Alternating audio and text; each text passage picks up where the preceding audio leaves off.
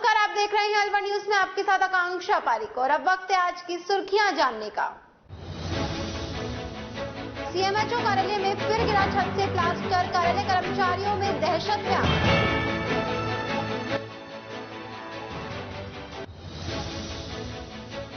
आशियाना town में maintenance कर्मचारियों ने मकान मालिक को पीटकर किया चोटिल, पीड़ित ने भारी भरकम मेंटेनेंस चार्ज वसूलने का लगाया आरोप।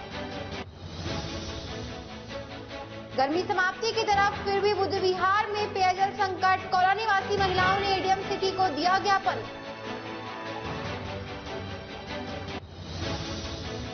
विभाग के कर्मचारी ने की आत्महत्या, फिलहाल खुदकुशी की वजह नहीं हुई स्पष्ट।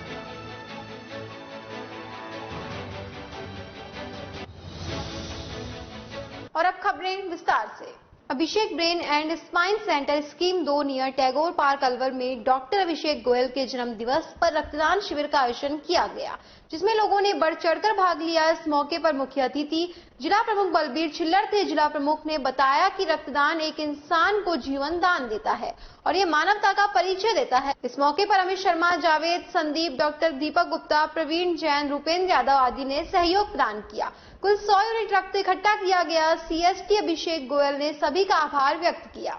भिवाड़ी में यारन मुल्ले फाउंडेशन के चलाए गए ऑनलाइन डांस कंपटीशन का आज रिजल्ट घोषित किया गया, जिसमें प्रथम स्थान निष्ठा, सेकंड चेष्टा और थर्ड स्थान पर संभव ने हासिल किया। बेस्ट ग्रुप डांस का खिताब भिवाड़ी के संगलो स्कूल के बच्चों ने हासिल किया। संस्था के पदाधिकारियों ने विजेता बच्चों को गिफ्ट देकर उनकी प्रतिभा की सराहना की। फाउंडेशन अध्यक्ष कुलदीप मावर ने बताया कि फाउंडेशन ने जन्माष्टमी के उपलक्ष्य पर ऑनलाइन डांस कंपटीशन का आयोजन किया था, जिसमें भिवाड़ी सहित राजस्थान, यूपी, बिहार व हरियाणा के करीब 49 बच्चों ने ऑनलाइन कंपटीशन में भाग लिया। उसी के तहत बच्चों को सर्टिफिकेट व गिफ्ट दिए गए। साथ ही दूर दराज से आए वीडियो वाले बच्चों को संस्था कोरियर करके उनके सर्टिफिकेट पहुंचाएगी। इसके बाद फाउंडेशन के पदाधिकारियों व मेंबर्स के बीच मैराथन मीटिंग चली, जिसमें आगामी सामाजिक कार्यों पर गहनता से चर्चा की गई। आज के आयोजन में प्रधान कुलदीप मावर, उप प्रधान चंद्रभान, सचिव नवीन गुलाटी, कोषाध्यक्ष विनीत सिसोदिया, बीओडी पोरस सिंह, विनोद कपूर, करमजीत, अरुण गौड़, दीपक सोनी, पूजा जहांगीर, मनोज सोनी, दिनेश कुमार, दीपक गोयल सहित काफी लोग मौजूद रहे।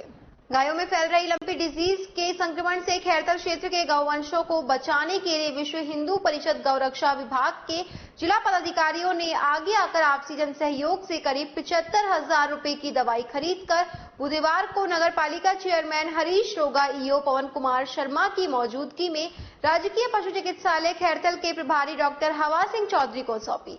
इस मौके पर खैरतल नगर पालिका चेयरमैन हरीश रोगा ने मौजूद सभी गौ भक्तों को आश्वस्त करते हुए कहा कि पशुओं में फैल रही भयावह बीमारी से निपटने के लिए पालिका प्रशासन हर संभव मदद करने के लिए तैयार है।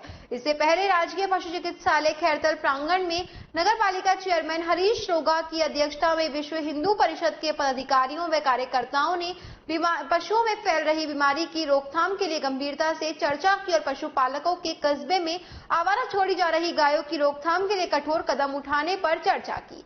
इस दौरान मौजूद नगर पालिका ईओ पवन कुमार शर्मा ने कहा कि मौखिक व रिक्शा से शहर में अनाउंसमेंट कराकर सभी पशुपालकों को सूचित किया जाएगा। अगर किसी भी पशुपालक ने खैरतल कस्बे में गायों को आवारा छोड़ा तो उनके खिलाफ कानूनी कार्यवाही की जाएगी, जिसके हर्जे खर्चे के लिए वो स्वयं जिम्मेदार होंगे।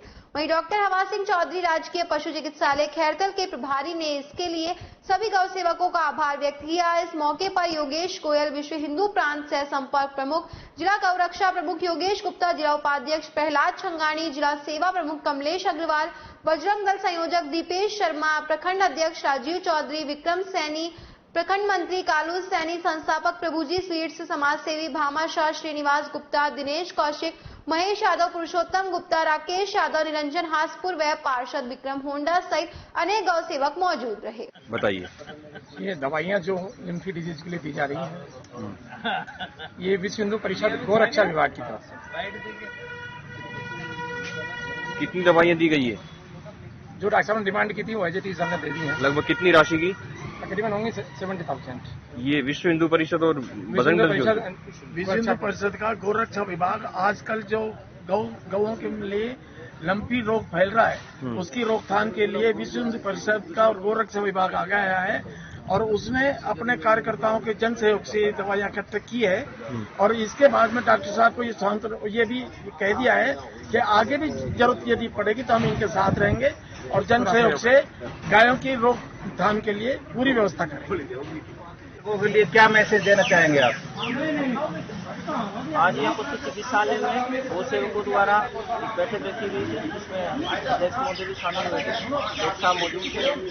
इसमें सब गौ सेवकों ने लंपी रोग के संबंध में चिंता व्यक्त की है। इसके संबंध में उनके द्वारा चर्चा की गई है और इससे कैसे अपन निपट सकते हैं ये चर्चा करके जो पशुपालक है गोपालक है जो चरने के लिए पशुओं को बाहर छोड़ देते हैं उनको पाबंद किया जाएगा। वो अपने पशुओं को अपने बाड़े में गाय वगैरह जब्त की जाएगी। सर एक ये जगह जगह गंदा कचरा पॉलीथीन ये सब फेंक देते हैं लोग, इन पे कोई कानून नहीं है, इन पे कोई जुर्माना नहीं वसूला जाएगा इनसे जिनको आवारा पशु खा जाते हैं? पॉलीथीन कैरी बैग के विरुद्ध भी नगर पालिका द्वारा समय समय पर अभियान चला के रेगुलर कार्रवाई की जा रही है। अभी राज्य सरकार द्वारा सिंगल यूज प्लास्टिक को एक साथ 2022 के बाद पूरी बैन किया गया है। नगर पालिका द्वारा इस दौरान नगर परिषद प्रशासन गायों में फैल रही लंपी बीमारी को लेकर कतई गंभीर नहीं है। हाल ही में आवारा पशुओं को पकड़ने के लिए बनाई गई टीम भी सिर्फ खाना पूर्ति करके औपचारिक बनकर रह गई है। असल में जिले भर में गायों में लंपी डिजीज तेजी से फैल रही है। ये बीमारी संक्रमण की है। एक लंपी बीमारी से संक्रमित गाय से दूसरी स्वस्थ गाय में पहुंच रही है। हो सकता है गायों में फैल रही लंपी बीमारी का प्रभाव मानव जाति पर भी पड़ता हो। हालांकि यह अभी कंफर्म नहीं है, लेकिन संक्रमण से बचाव भी जरूरी है। दरअसल शहर में आवारा पशुओं से होने वाली आए दिन दुर्घटनाओं से निजात दिलाने के लिए नगर परिषद अलवर प्रशासन ने आवारा पशुओं को पकड़ने के लिए टीम बनाई थी, लेकिन टीम में शामिल कतिपय कर्मचारियों की आवारा पशु छोड़ने वालों के साथ गहरे संबंध होने के कारण जब लोग आवारा गायों को पकड़ने की सूचना देते देखा गया तो टीम के साथ आवारा गायों के मालिक भी मौजूद रहते और गायों को वो अपने साथ हाँकते हुए ले जाते। हालांकि दुर्घटनाओं को देखते हुए आवारा पशुओं को पकड़ने के लिए नगर परिषद ने टीम बनाई थी, लेकिन गायों में फैल रही लंपी बीमारी को लेकर कोई योजना अभी तक नहीं बनाई गई है। शहर के नागरिकों का मानना है कि सभापति घनश्याम गुर्जर गायों में लगातार फैल रही लंपी बीमारी को लेकर गंभीर नहीं है। अब आवारा गायों को सड़क के साथ गली मोहल्ले में झुंडों के रूप में देखा जा सकता है। सरपंच प्रतिनिधि रमेश चंद गर्ग, अग्रवाल समाज अध्यक्ष राजकुमार गोयल, पंचायत समिति सदस्य नेहा शिवू गोयल, समाज के गणमान्य कंवर सेन गोयल, सुरेंद्र गोयल, ओपी गोयल, भगवत मित्तल, मुकेश मित्तल सहित अनेक गणमान्य लोगों ने रथ यात्रा का भव्य स्वागत किया।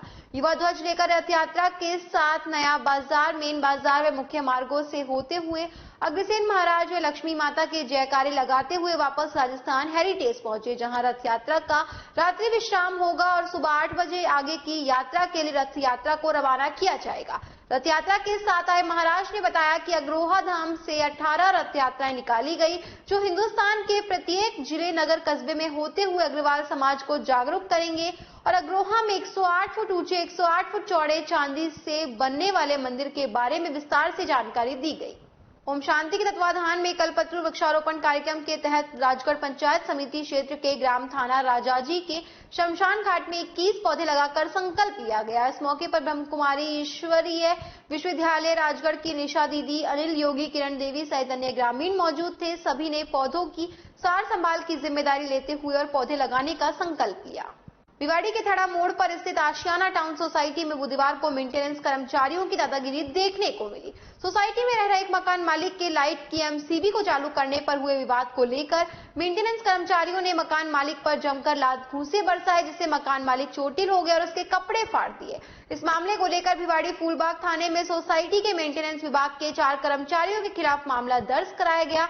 आशियाना टाउन के फ्लैट नंबर 410 के मालिक सीताराम पुत्र दौलत राम ने मामला दर्ज कराया है कि फ्लैट नंबर 822 के मालिक ने उन्हें लाइट नहीं आने की बात कही तो वो RWA का सदस्य होने के नाते मेंटेनेंस ऑफिस गए और कर्मचारियों को लाइट नहीं आने की शिकायत की। काफी देर बाद भी जब लाइट चालू नहीं की गई तो उन्होंने स्वयं ही जाकर चेक किया तो इलेक्ट्रिक एमसीबी नीचे गिरी हुई थी, जिसको उन्होंने ऊपर कर लाइट को चालू कर दिया। लाइट चालू करते ही मेंटेनेंस डिपार्टमेंट के विवेक शर्मा, नवीन शर्मा, राजू व सूर्यकांत वहां पर आ गए और उन्होंने उनके साथ मारपीट शुरू कर दी। इस मारपीट की एक वीडियो भी वायरल हो रही है। सीताराम ने बताया कि मारपिटाई को देखकर सोसाइटी के अन्य लोग वहां पर आए और उन्होंने बीच बचाव कर उन्हें छुड़वाया। साथ ही मेंटेनेंस कर्मचारियों ने उन्हें जान से मारने की धमकी देते हुए कहा कि या तो सोसाइटी छोड़कर चले जाओ या तुम्हें परिवार सहित जान से मार दिया जाएगा। सीताराम ने बताया कि ये पूरा झगड़ा बिल्डर्स के द्वारा लिए जा रहे भारी भरकम मेंटेनेंस चार्ज को लेकर है। बिल्डर्स के द्वारा भारी भरकम मेंटेनेंस चार्ज लिया जा रहा है और सुविधा नाम मात्र की ही दी जा रही है। भारी मेंटेनेंस चार्ज सोसाइटी वासियों से वहन नहीं हो पा रहा, जिसको लेकर आए दिन मेंटेनेंस कर्मचारी लोगों के साथ बुरा बर्ताव करते हैं। साथ ही बिल्डर्स के साथ मकान मालिकों का मेंटेनेंस चार्ज का मामला न्यायालय में भी विचाराधीन है। फिलहाल पुलिस ने पीड़ित की तरफ से दी गई रिपोर्ट के आधार पर मामला दर्ज कर जांच शुरू कर दी है। जी सर, क्या नाम है आपका? मेरा नाम सीताराम है। क्या घटना घटी थी आज? आज सुबह मैं आरडब्ल्यूएस ऑफिस में जैसे ही गया तो वहां जाकर मुझे सूचना मिली कि 822 नंबर की इन लोगों ने लाइट काट दी है, एमसीबी डाउन कर दी है। तो और उन ओनर ने मेंटेनेंस ऑफिस में जाके बताया कि सर ऐसे करके हमारे लाइट नहीं आ रही है। तो इन लोगों ने सेवा देने से मना कर दिया। उनके वीसी साहब को फ़ोन किया गया तो उन्होंने बोला कि आप आरडब्ल्यूएस से ही सर्विस दीजिए, हमारे से सर्विस मत लीजिए। तो इन लोगों ने एमसीबी ऊपर करने के लिए या लाइट चालू करने के लिए मना कर दिया। उसी टाइम मैं गया और मैंने जाके देखा कि एमसीबी डाउन है, तो मैंने वो एमसीबी उठा ली। उठाकर जैसे ही पैनल से बाहर निकलने लगा तो विवेक शर्मा, नवीन, राजू और सूर्यकांत यादव वहाँ आ पहुँचे और उन लोगों ने मेरे साथ गाली गलौज की, बहसबाजी की। उसके बाद सूर्यकांत यादव ने धक्का मार के मारपीट शुरू कर दी। उसके बाद तीनों लोगों ने मिलकर मेरे पे अटैक किया, मारपीट की और मुझे जान से मारने की धमकी दी।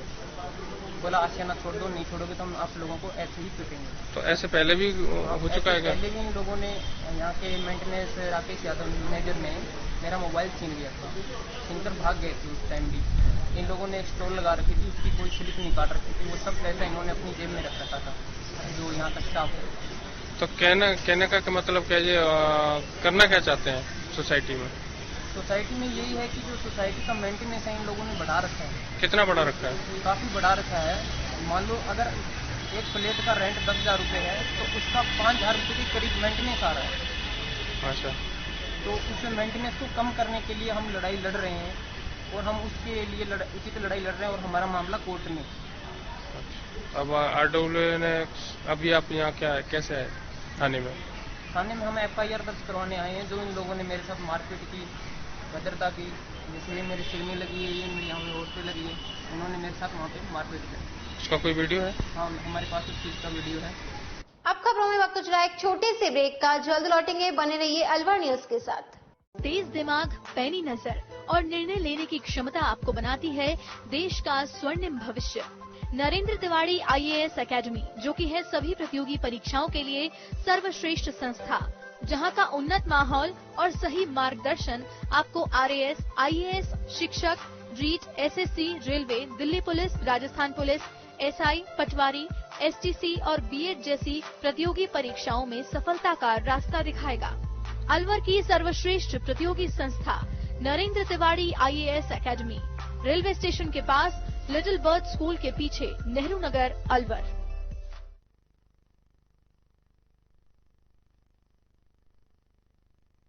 DCB बैंक अब अपने शहर अलवर में भी आपकी किसी भी व्यक्तिगत एवं व्यावसायिक आवश्यकता के लिए अब पाएं 6.75% प्रति वर्ष ब्याज अपने DCB सेविंग्स अकाउंट में।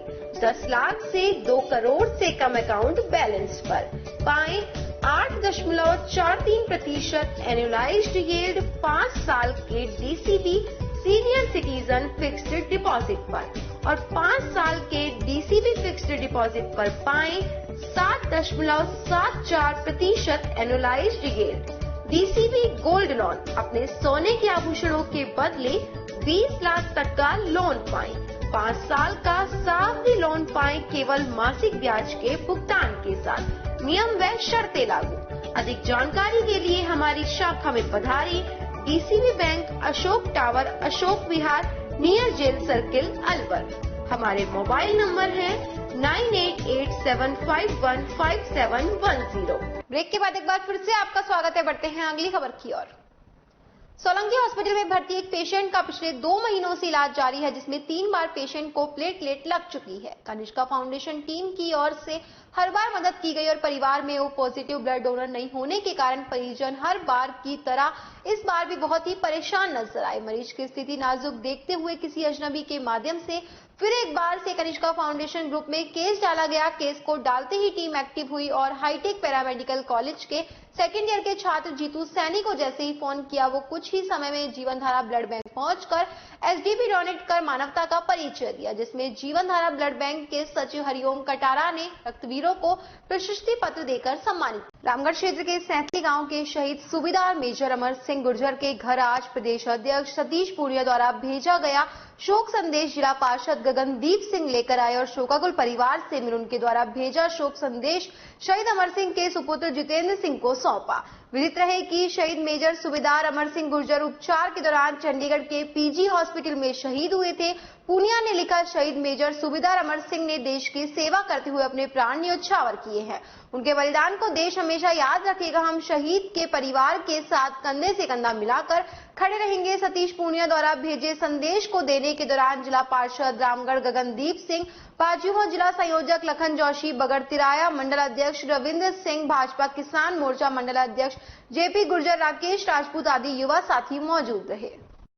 कस्बा अलावड़ा रामगढ़ सहित आसपास क्षेत्र के गुर्जर समाज के आराध्य देव भगवान देवनारायण के 7वीं जन्मोत्सव के उपलक्ष्य में पदयात्रा मंगलवार को कस्बा अलावड़ा से गाजे बाजे के साथ नाचते गाते रवाना हुई। देवनारायण मंदिर समिति अलावड़ा के अध्यक्ष सुंदर सिंह गुर्जर सिकंदर गुर्जर ने बताया कि कस्बा अलावड़ा रामगढ़ सहित आसपास क्षेत्रों से गुर्जर समाज द्वारा हर वर्ष आराध्य देवनारायण धाम के लिए पैदल ध्वज यात्रा टोंक जिले के जोधपुरिया धाम के लिए जा रही है। पदयात्रा को सुबह 9 बजे अलावड़ा सीनियर सेकेंडरी स्कूल के पास देवनारायण मंदिर से मुख्य अतिथि शिवचरण व महाराज गुर्जर ने विधिवत पूजा अर्चना कर ध्वज यात्रा को रवाना किया।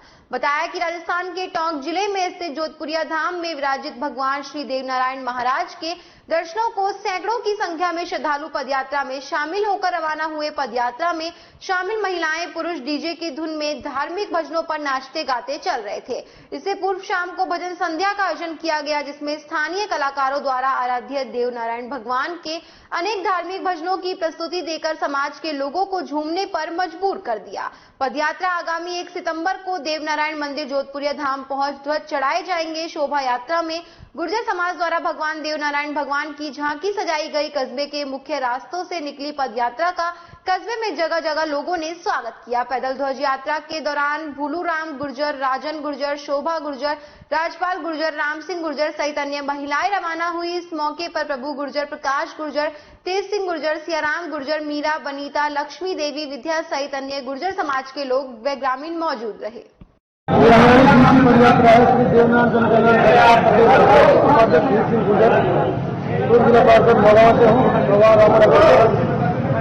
हमारी पदयात्रा दूसरी है ये।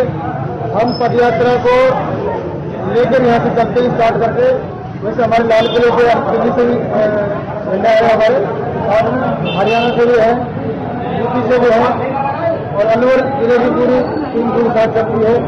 तो यहाँ से हमारा रात्रि विश्राम है मोहल्ले दोबारा कमालपुर। दूसरा विश्राम है हमारा रात को लक्ष्मी दोबारा रात्रि विश्राम। तीसरा विश्राम हमारा है थानागाजी पार करके इस्लामान को। चौथा हमारा विश्राम है 26 तारीख को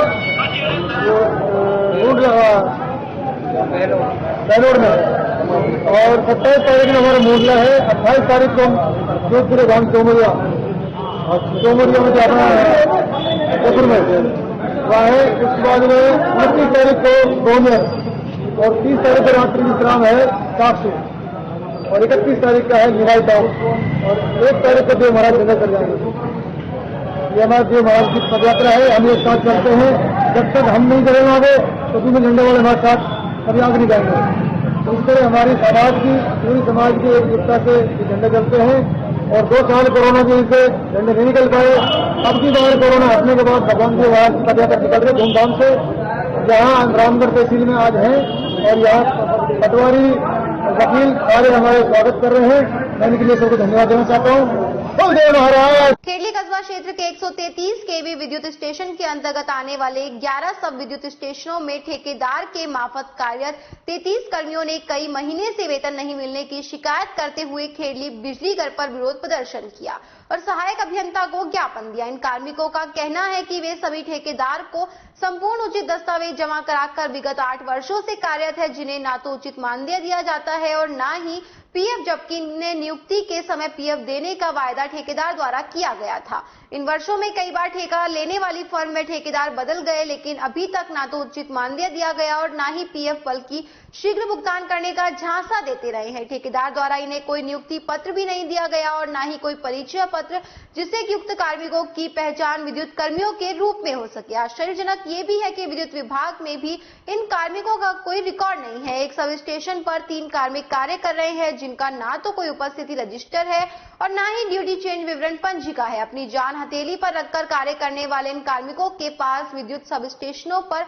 उपलब्ध रहने वाली किट सुरक्षा उपकरण भी नहीं है। विचारणीय है कि यदि किसी कार्मिक के साथ कोई हादसा हो जाए तो उसका विद्युत कार्मिक प्रमाणित होना संदेहास्पद है। कुछ कार्मिकों का कहना है कि यदि सब स्टेशन पर कोई खराबी हो जाती है तो सूचना पर भी कोई टीम वहां नहीं पहुंचती है। ठेके पर कार्यरत कार्मिकों ने इन सभी समस्याओं को लेकर खेड़ली बिजली घर पर विरोध प्रदर्शन करते हुए सहायक अभियंता को ज्ञापन देकर उचित कार्यवाही की मांग की, अन्यथा कार्य बहिष्कार करने की चेतावनी दी है। इधर मोहित कटियार सहायक अभियंता खेड़ली ने बताया कि मैंने अभी 16 अगस्त को ही ज्वाइन किया है। पिछले 3 दिनों में मैंने सभी सब स्टेशनों का दौरा किया तो किसी ने भी इस तरह की कोई शिकायत नहीं की। आज ज्ञापन द्वारा इनकी समस्या ज्ञात हुई है, जिसमें वेतन न मिलने की शिकायत उचित है।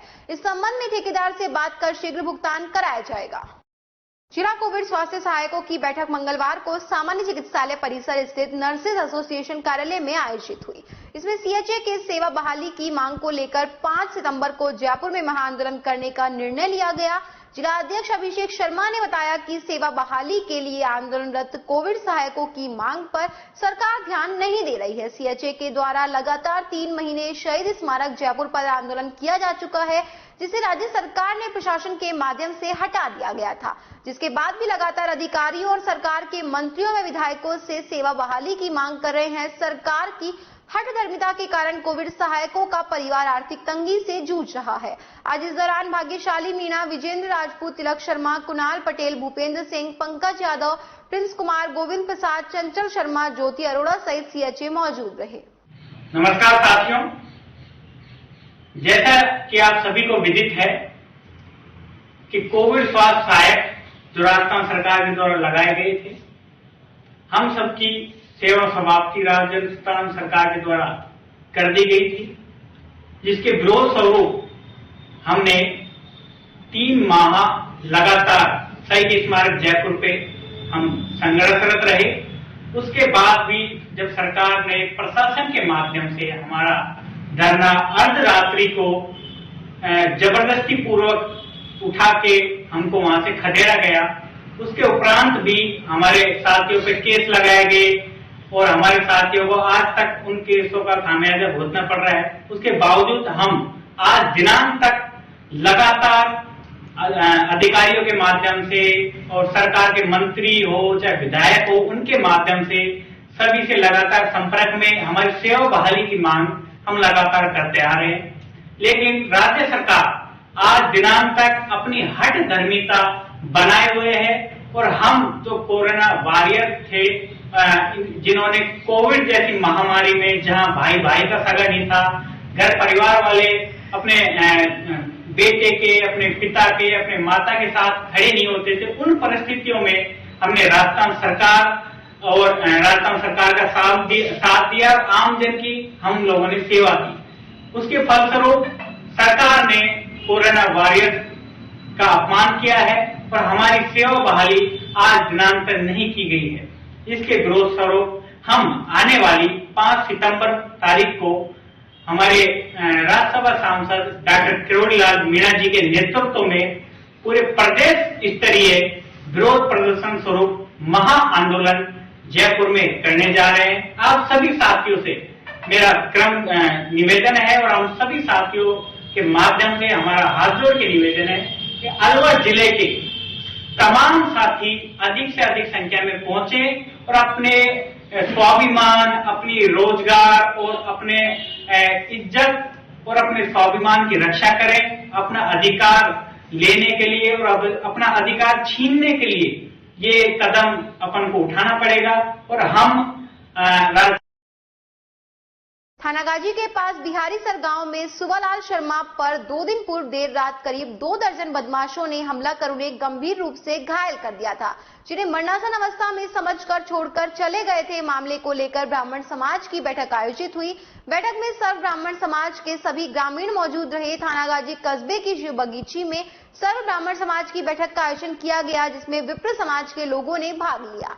ये बैठक 2 दिन पूर्व बिहारीसर गांव के सुवालाल शर्मा लीलाराम शर्मा के मकान के अंदर घुसकर 2 दर्जन से ज्यादा बदमाशों ने हथियार से लैस होकर हमला कर दिया था। इसके चलते लीलाराम सुवालाल, उनकी पत्नियां, बेटियां गंभीर रूप से घायल हो गए थे। आरोपी विशेष समाज के राजनीतिक रसूखदार होने के चलते उन्होंने ताबड़तोड़ हमला किया और अपनी राजनीतिक प्रभाव का लाभ लेकर मौके से फरार हो गए।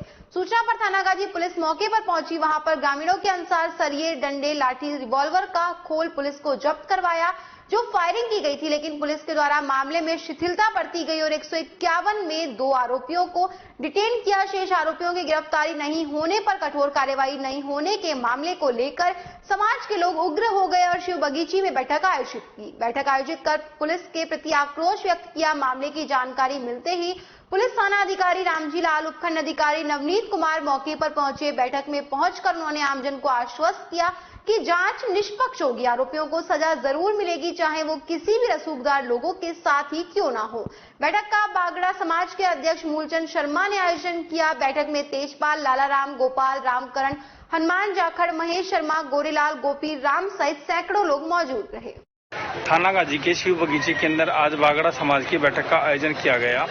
बागड़ा समाज की बैठक का आयोजन मुख्यतः बिहारीसर गांव के अंदर 2 दिन पूर्व विशेष समाज के लड़कों के द्वारा 2 दर्जन अपराधियों के द्वारा कातिलनामा हमला कर, जानलेवा हमला कर, प्राणघातक हमला करके उन्हें मौत के घाट उतारने के मामले को लेकर प्रदर्शन कर रहे हैं, क्योंकि आरोपियों पर कार्रवाई की मांग कर रहे हैं।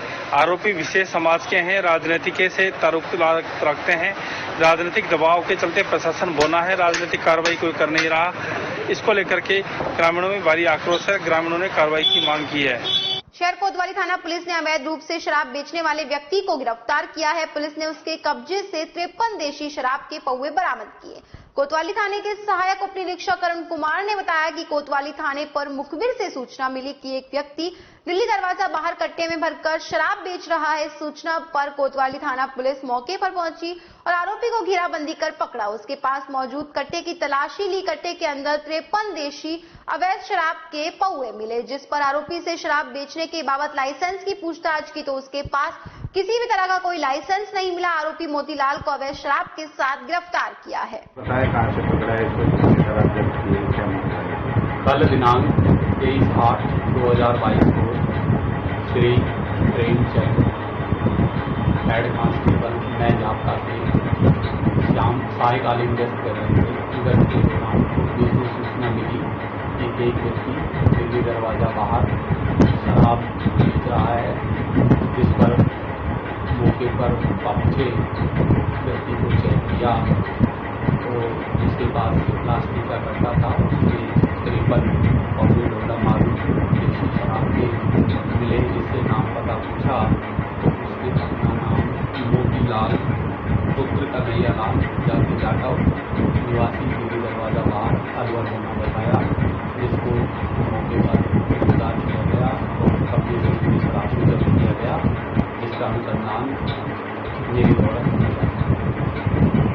सीएमएचओ अलवर कार्यालय में आज फिर से लेंटर का प्लास्टर गिर गया, जिससे वहां बैठे कर्मचारी बाल बाल बच गए। जैसे ही प्लास्टर नीचे जमीन व टेबल पर गिरा तो कर्मचारियों में हड़कंप मच गया और सभी कर्मचारी कार्यालय परिसर में आकर खड़े हो गए और विभाग में होने वाला काम भी बंद हो गया। उसके बाद मौके से गिरा हुआ प्लास्टर हटाया गया और दोबारा से विभाग में काम शुरू हुआ। सीएमएचओ कार्यालय में सांख्यिकी विभाग, एनआरएचएम, लेखा शाखा और रिकॉर्ड रूम की छत के लेंटर से प्लास्टर गिर गया।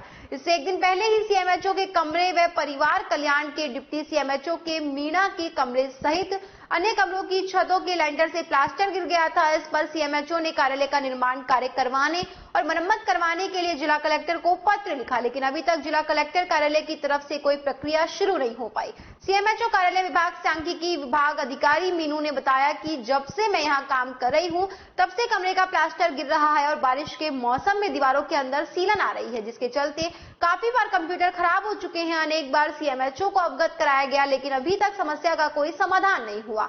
आज फिर दोबारा से छत का प्लास्टर टेबल पर आकर गिरा, जिससे बाल बाल बच गए। उन्होंने कहा कि जैसे ही कल सीएमएचओ कार्यालय में छत के लेंटर से प्लास्टर गिरा, तभी सीएमएचओ ने कहा कि सभी लोग बाहर बैठकर अपने कार्य को संपादन करें, लेकिन ऐसे में काम को संपादन इसलिए नहीं किया जा सकता कि कमरे में कंप्यूटर लगे हुए हैं, इसीलिए कमरे में ही बैठकर कार्य को संपादन किया जा रहा है। मेरा नाम नील किशोर है। मैं यहाँ सांख्यिकी अनुभाग के कार्यालय में कमरा नंबर 16 में सांख्यिकी अधिकारी के पद पर कार्यरत है। सीएमएचओ कार्यालय में मुझे यहाँ कार्य करते हुए लगभग 1 साल हो चुका है। जब मैंने यहाँ ज्वाइन किया था तभी से ही यहाँ पंखे के आसपास का जो चूना है और प्लास्टर है उभर रहा था। किसी की दीवार से पानी गिरने की और सीलन की और शॉर्ट सर्किट की सभी तरह की समस्या हो रही थी, जिसकी वजह से हमारे कंप्यूटर सेट भी कई बार खराब हो चुके हैं। आज कार्यालय में उपस्थित होते ही जब हमने देखा तो हमारी जो केबल है उसमें ऊपर का जो प्लास्टर था वो और ज्यादा गिर चुका है। बैठने की व्यवस्था पूरी खराब हो चुकी है। किस तरह से काम कर रहे हो आप? समस्या आ रही है? 3 दिन पहले से जो सीएमएचओ सर का सबसे पहले रूम का जब प्लास्टर गिरा था, उसके बाद जिसकी सीएमएचओ डब्ल्यू के यहाँ से दीवार गिरी थी, उसके बाद हमको सीएमएचओ सर ने मना किया था कि कमरों के अंदर ना बैठकर बाहर गैलरी में बैठकर अपना काम का संपादन करें। तो हमारे द्वारा बहुत डरकर और बहुत सावधानी से काम किया जा रहा है, लेकिन इसमें समस्याएं ये आ रही हैं कि कार्यालय के कमरों में बैठकर ही काम किया जा सकता है, क्योंकि सभी प्रकार के जो काम है वो ऑनलाइन कंप्यूटर पे किए जाते हैं। तो कंप्यूटर का जो काम है वो कमरों में बैठकर ही होना चाहिए। तो इससे हमें बहुत समस्या आई है। हमारा कोई भी काम है वो समय पर संपादित नहीं हो पा रहा है। कर्मचारियों में भी भय बना हुआ है कि हमें ऐसा लगता है कि हो सकता है कि हम यहाँ थोड़ी देर के लिए भी बैठे और हमारे ऊपर दीवार चूना या प्लास्टर ऊपर से गिर जाए और दुर्घटना होने की पूरी संभावना। सीएमएचओ साहब को भी अवगत करा दिया गया? हमने इसको सीएमएचओ साहब को पूर्व में ही अवगत कराया था। अभी वो सभी कमरों का प्रतिदिन निरीक्षण कर रहे हैं और सभी को सावधानी से काम करने की सलाह दे रहे हैं। अलवर शहर के बुद्ध विहार में रहने वाले बाशिंदों को पानी की समस्या से रोजाना सामना करना पड़ रहा है। पानी की समस्या से परेशान महिलाएं आज जिला कलेक्टर कार्यालय पहुंची और महिलाओं ने एडीएम सिटी को ज्ञापन सौंपकर पानी की समस्या से अवगत कराया, जिस पर एडीएम सिटी ने जल्दी ही पानी की समस्या का समाधान करने की बात कही। महिलाओं ने कहा कि बुद्ध विहार में करीब 70 घरों में पिछले लंबे समय से पानी की समस्या बनी हुई है। पानी का संकट होने के चलते स्थानीय लोगों को अपने घरों में 500 रुपए देकर पानी का टैंकर मंगवाकर काम चलाना पड़ रहा है, जबकि स्थानीय महिलाओं ने पानी की समस्या के बारे में वार्ड पार्षद व जनप्रतिनिधियों को अवगत कराया, लेकिन आज तक किसी ने भी पानी की समस्या का कोई समाधान नहीं किया। महिलाओं ने बताया कि पानी की समस्या के चलते महिलाएं काफी परेशान हैं। दूसरे क्षेत्र से पानी भरकर लाना पड़ रहा है। ऐसे में काफी बार जलदाय विभाग के अधिकारियों को पानी की समस्या से अवगत कराया गया, लेकिन आज तक विभाग के अधिकारियों ने पानी की समस्या पर कोई ध्यान नहीं दिया। जी मैडम, क्या नाम है? कौन से वार्ड से आप आए हो? हरिंदु शर्मा, डी ब्लॉक से आए, डी 250 बुद्ध विहार। सर हमारे पानी नहीं आ रहा, 10 महीने हो गए। टैंकरों से पानी डलवा रहे हैं और समस्या हमारी को हम सबके पास जा चुके हैं, किसी ने हमारी समस्या नहीं सुनी है। और गली में सारी जगह पानी आ रहा है, सिर्फ 2 गलियों में पानी नहीं आ रहा है। और क्या कहते हैं, टैंकरों से पानी लगभग कितने घरों की समस्या है? कम से कम पूरी गली की तो है ही, पूरी गली की है और पीछे मतलब कम से कम 70 घर है। 60-70 घर है हमारे आगे पीछे दोनों गलियों में, और सारे पूरे डी ब्लॉक में पानी आ रहा है सब जगह। अब आप साहब से मिले हो? सर साहब से हम मिले, साहब ने हमसे अनुशासन दिया है कि आपके जल्दी से जल्दी आपकी कार्रवाई सुनी जाएगी और आपको मिलेगा, पानी आएगा आपको। और सर टैंकर आते हैं तो हमारी गली तक पहुंच भी नहीं पाते। टैंकरों से हमारे कोई समस्या का समाधान नहीं है सर। लड़ाई और होती है, सब लोग लड़ने लग जाते हैं। तो सर ये समस्या का टैंकर से समाधान थोड़ी है। नल में पानी आएगा उसी से समाधान है। और 3 दिन में एक बार नल आता है, वो भी 10 मिनट के लिए आता है। इतना गंदा पानी आता है, बहुत ज्यादा। ठीक जी मैडम, क्या नाम है आपका और कौन से वार्ड से आप आए? मेरा नाम कांता शर्मा है। हम बुद्ध विहार डी ब्लॉक से आए हुए हैं। पानी की समस्या है 10 महीने से। 10 महीने से नलों में पानी नहीं टपक रहा है। किस तरह से काम चला रहे हैं? काम हम टैंकर बुलवा रहे हैं और टैंकर से 500 रुपये का टैंकर आ रहा है, उससे हम अपना काम चला रहे हैं। किसी की है नहीं स्थिति जो 500 को डलवा दे, उस चक्कर में प्राइवेट जो सरकारी आ रहे हैं उनसे भी हमारा काम हो रहा है। सरकारी वाले भी तो अभी आप अधिकारी से मिले हैं? हाँ, तो सर उन्होंने हमको अनुशासन दिया है कि वो कार्रवाई जल्दी कर देंगे। ठीक। वो भी 10 मिनट के लिए आता है, इतना गंदा पानी आता है, बहुत ज्यादा। ठीक। जी मैडम, क्या नाम है आपका और कौन से वार्ड से आप आए? मेरा नाम कांता शर्मा है। हम बुद्ध विहार डी ब्लॉक से आए हुए हैं। पानी की समस्या है 10 महीने से, और 10 महीने से नलों में पानी नहीं टपक रहा है। किस तरह से काम चला रहे हैं? काम हम टैंकर बुलवा रहे हैं और टैंकर से 500 रुपये का टैंकर आ रहा है, उससे हम अपना काम चला रहे हैं। किसी की है नहीं स्थिति जो 500 को डलवा दे, उस चक्कर में प्राइवेट जो सरकारी आ रहे हैं उनसे भी हमारा काम हो रहा है। सरकारी वाले भी। तो अभी आप अधिकारी से मिले हैं? हाँ, तो सर उन्होंने हमको अनुशासन दिया है कि वो कार्रवाई जल्दी कर देंगे। ठीक। खबरों में वक्त चला एक छोटे से ब्रेक का, जल्द लौटेंगे, बने रहिए अलवर न्यूज के साथ।